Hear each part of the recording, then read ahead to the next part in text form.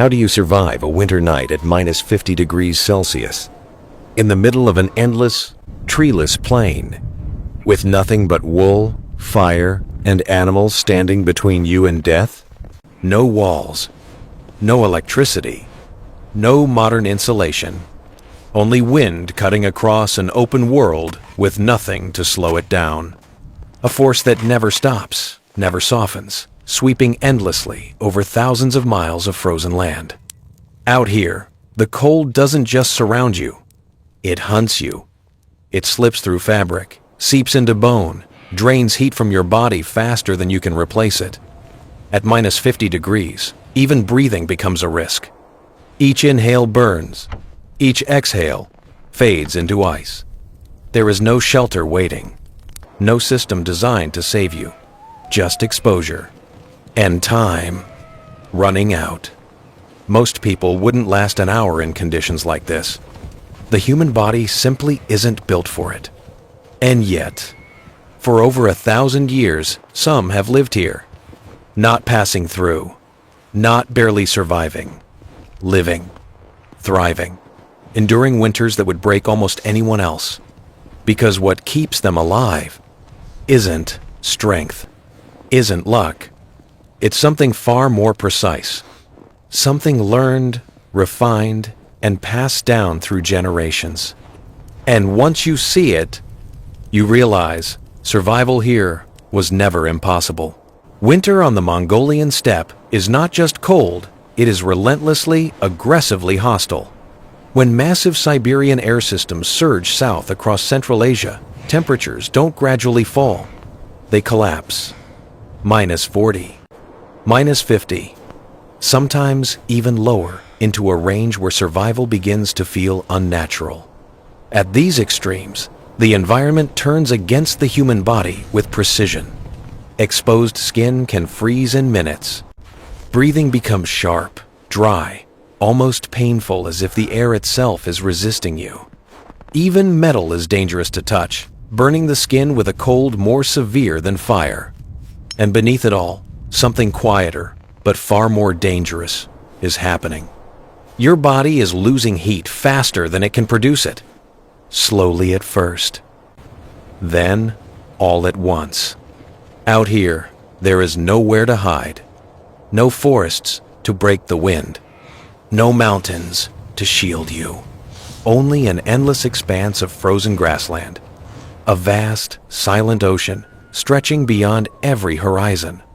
And yet, this is not an empty land, because scattered across this unforgiving world are families who have not only learned to endure it, but to understand it, to adapt to it, and, in ways that seem almost impossible, to master it. To outsiders, survival in a place like this feels almost unimaginable. A landscape so exposed, so unforgiving, that it seems to reject human life entirely. But Mongolian nomads never tried to overpower nature. They never believed they could. Instead, they learned to understand it. For generations, survival has depended on something far more precise than strength or endurance. Observation. Long before the first snow ever touches the ground, herders begin to notice changes others would ignore. The direction of the wind, subtle but shifting. The dryness in the air faint but unmistakable. The distant hills changing color as the angle of sunlight fades with the season. None of these signs are dramatic. None of them demand attention. To an untrained eye, they are nothing. But to those who know how to read them, they are everything. Because taken together, these quiet signals form a kind of natural warning system. A language written into the land itself. A language that tells you when to move, where to settle, and how to prepare for what's coming. And on the steppe, that knowledge is not optional. It is the difference between enduring the winter and being consumed by it. Because here, one wrong decision is never small. It doesn't just make life harder. It can cost you everything. Choosing a winter camp is not about comfort. It is about precision. It is about survival calculated, deliberate, and unforgiving. On the surface, the Mongolian steppe appears flat, empty, almost featureless. An endless stretch of land where every direction looks the same. But to those who have lived here for generations, that illusion quickly disappears. Because beneath that simplicity lies a landscape filled with subtle advantages and hidden dangers. A valley might seem protected at first glance, but in winter, it can transform into a wind corridor, funneling freezing air with relentless force, like a tunnel carved by the storm itself. An open plain might feel safe, wide, and predictable. Yet after a single snowfall, it can become a silent trap, where thick layers of ice lock away the grass below, leaving animals to starve. Every choice carries weight, so experienced herders don't look for convenience. They look for patterns. They search for places where the land begins to work with them instead of against them. Southern-facing slopes that hold on to the faint warmth of winter sunlight. Rocky ridges that interrupt and weaken the force of incoming winds.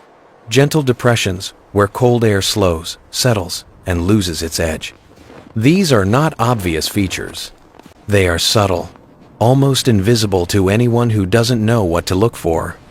But together, they form something incredibly powerful. A natural defense system. They call it the shadow of the mountain. Not because it is hidden in darkness, but because it offers protection where none should exist.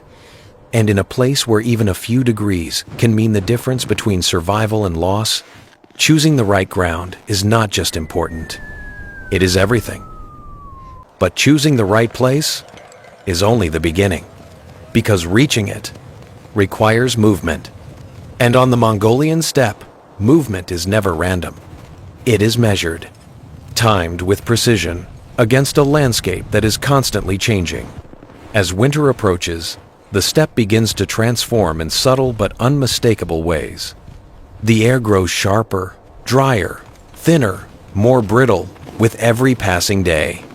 The wind becomes unpredictable, shifting direction without warning.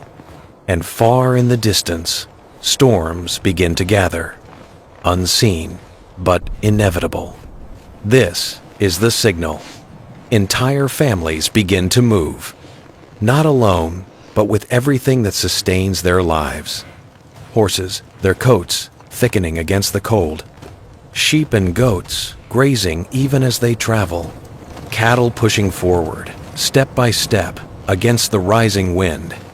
Camels carrying the weight of homes, tools, and survival itself. From afar, the migration looks almost fluid, like a living river flowing across an empty world. But beneath that calm movement lies constant calculation, because this journey is not just about distance. It is about timing. Arrive too early, and the animals lose critical weeks of grazing, time they need to build the fat reserves that will carry them through the winter. Arrive too late, and a single storm can close the land without warning, burying the grass beneath ice, trapping the herd in deep snow, and turning the open steppe into a place with no escape. And when the herd is lost, there is no backup, no alternative, because on the steppe, animals are not just part of life. They are life itself. When the migration ends, something remarkable begins. What rises from the empty steppe is not just a camp. It is a system. Nothing is placed at random. Every structure, every angle, every opening is deliberate. Each yurt, known as a ger, is positioned with quiet precision. From above, the pattern becomes clear. A circle, or sometimes a tight U-shaped formation. To an outsider, it may look like tradition, a cultural habit passed down without question. But this is not tradition. This is physics applied through generations of experience. The arrangement reshapes the way wind moves across the land. Instead of crashing directly into exposed structures, the air is forced to bend, to split, to lose its force. What begins as a violent current across the open steppe arrives at the camp weakened. Even the direction of each doorway matters. Facing south or southeast, they capture the limited warmth of winter sunlight, while turning away from the brutal northern winds that carry the coldest air from Siberia. The jurors are placed close together, forming a continuous barrier near the ground, blocking the fastest, most dangerous layer of moving air. And slowly, almost imperceptibly, something begins to change. Inside the formation, the environment shifts. The wind softens. The cold loses its edge.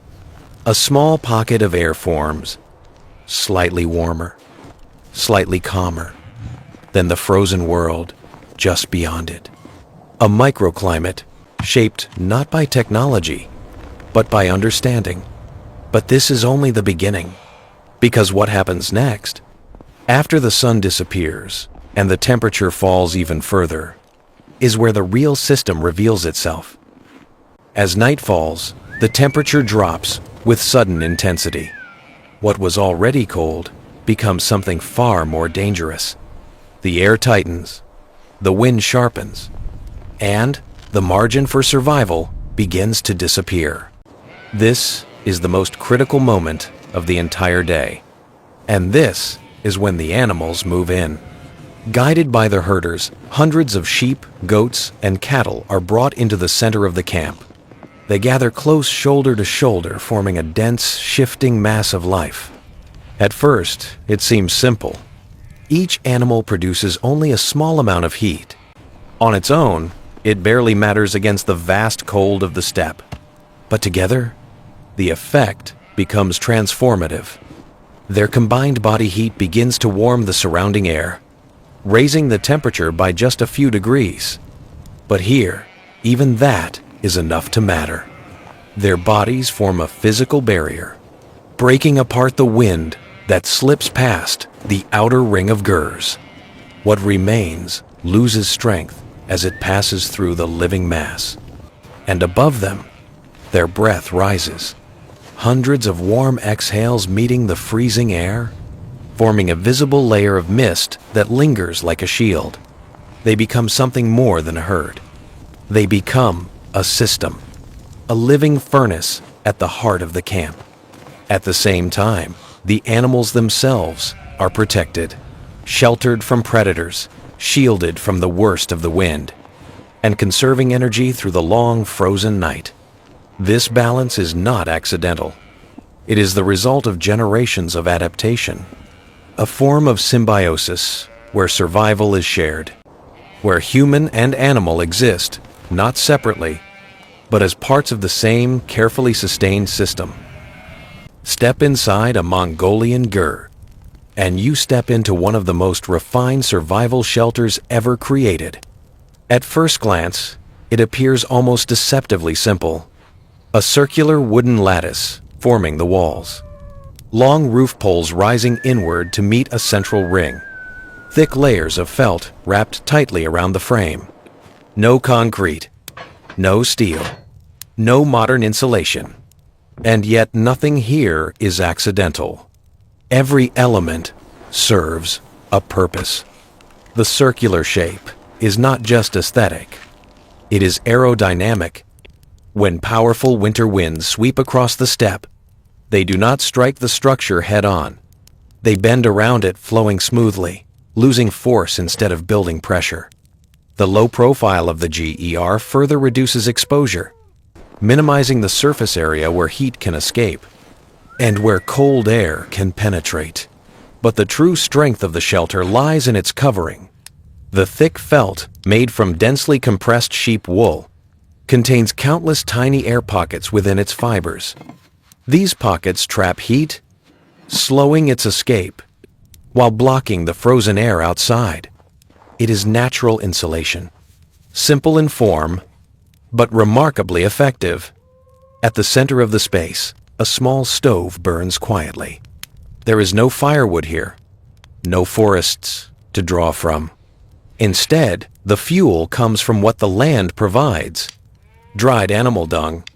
It burns slowly, steadily, with a consistency that makes it reliable through long, freezing nights. The heat rises upward, circulating through the enclosed space, before escaping through a small opening at the top, creating a careful balance between warmth and ventilation. Inside, the difference is undeniable.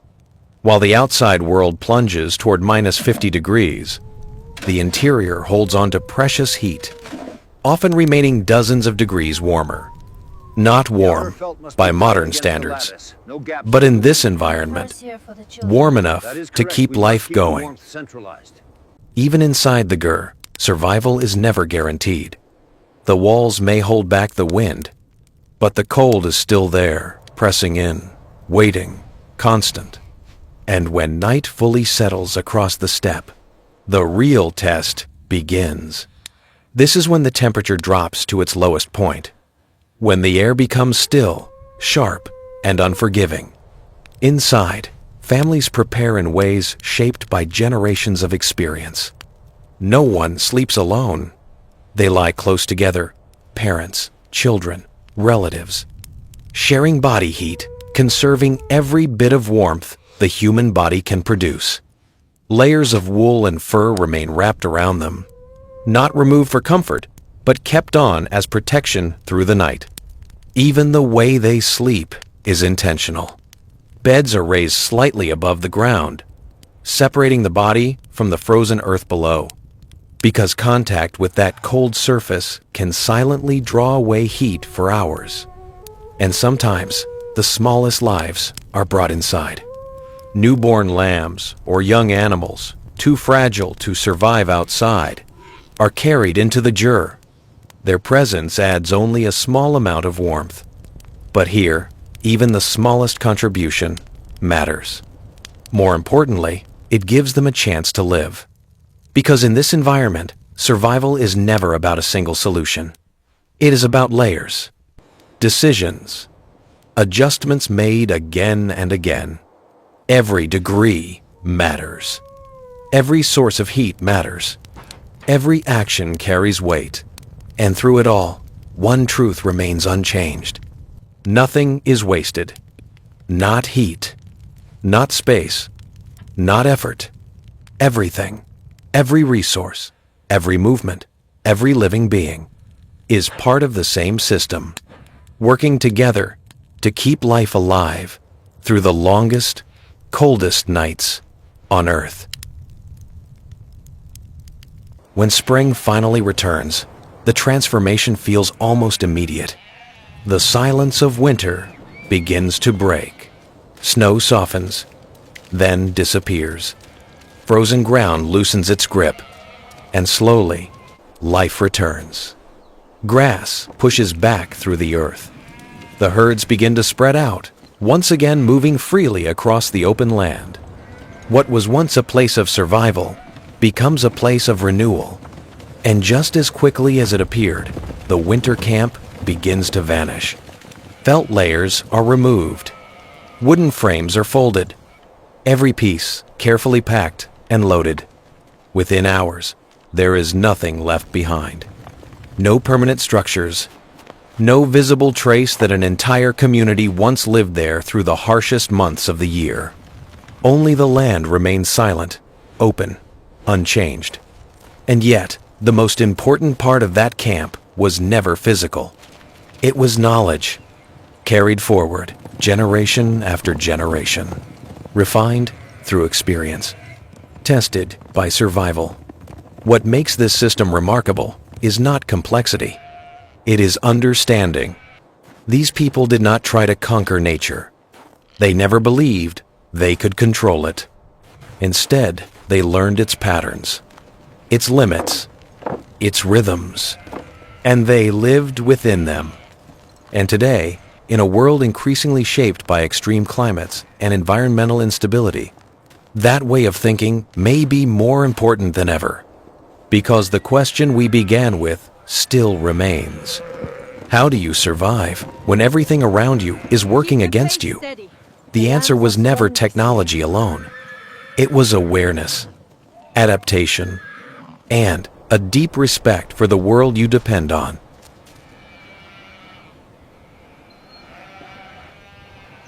If stories like this draw you in, stories of ancient survival, forgotten engineering, and the quiet intelligence that shaped human history, then you're already part of this journey. This is where we don't just look at the past. We uncover the knowledge that kept humanity alive. Because sometimes the future depends on what we've already forgotten.